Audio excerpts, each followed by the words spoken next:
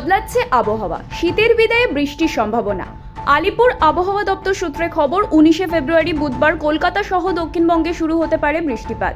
তা চলবে 20 তারিখ বৃহস্পতিবার পর্যন্ত। হাওয়া অফিস সূত্রে খবর, পশ্চিমে ঝঞ্ঝা এবং বঙ্গোপসাগরে অবস্থিত বিপরীত ঘূর্ণাবর্তের জোড়া ফলাতে এই অকাল বৃষ্টি। আলিপুর আবহাওয়া দপ্তর জানিয়েছে, শীতের আমেজ পাকাপাকিভাবে গায়েব হতে শুরু করবে সোমবার থেকে। ধীরে ধীরে তাপমাত্রা বৃদ্ধি পাবে উত্তর এবং দক্ষিণবঙ্গে। মঙ্গলবার বিকেলের পর থেকেই আংশিক বা সম্পূর্ণ মেঘলা থাকবে আকাশ। 19শে ফেব্রুয়ারি থেকে কলকাতা সহ গাঙ্গেয় বঙ্গে একাধিক জেলায় বৃষ্টিপাতের সম্ভাবনা। বিয়ের মরশুমে আবহাওয়ার এই বদল নিয়ে রীতিমতো উদ্বেগে বহু মানুষ। তবে ভারী বৃষ্টিপাতের সম্ভাবনা নেই, হালকা থেকে মাঝারি বৃষ্টিপাত হতে পারে। শুক্রবার থেকে স্থায়ীভাবে বাড়তে চলেছে কলকাতা সহ দক্ষিণবঙ্গের তাপমাত্রা।